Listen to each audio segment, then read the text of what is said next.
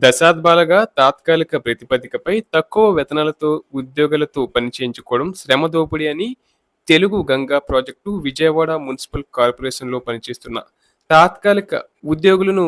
Regularise చేయాలని high court division bench తీర్పు ఇవ్వడాన్ని AITUC రాష్ట్ర కార్యదర్శి పాడల రమణ హర్షం వ్యక్తం చేశారు. తాత్కాలిక ప్రాతిపదికపై రెగ్యులర్ ఉద్యోగులతో సమానంగా పనిచేయించుకుంటూ తక్కువ వేతనాలు ఇవ్వడంపై హైకోర్టు ఘాటుగా స్పందించిన నేపథ్యంలో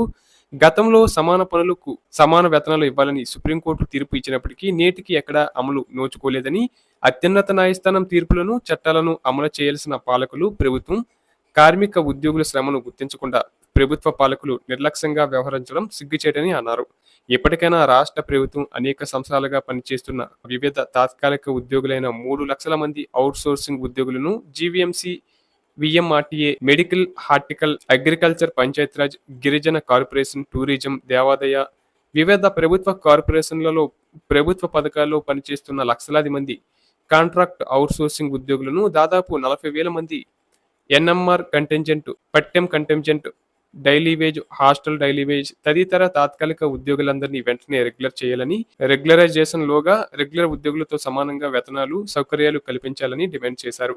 గౌరవ వేతనం తదితరుల పేర్లతో అంగన్వాడీలను, ఆశాలను, మధ్యాహ్న భోజన పథకం 108, 104 కార్మికులను, వెలుగులో విఓఏలతో, మెస్పాలో ఆర్పీలతో, గ్రామ పంచాయతీ, స్వచ్ఛ భారత్ కమ్యూనిటీ హెల్త్ వర్కర్లను నామమాత్రపు వేతనాలతో రాష్ట్ర ప్రభుత్వం ఏళ్ల తరబడి పని చేయించుకుంటుందని విమర్శించారు. వీరందరినీ కూడా రెగ్యులరైజ్ చేయాలని, రెగ్యులర్ ఉద్యోగులతో సమానంగా వేతనాలు చెల్లించాలని ఏఐటియుసి ఈ విధంగా డిమాండ్ చేసింది.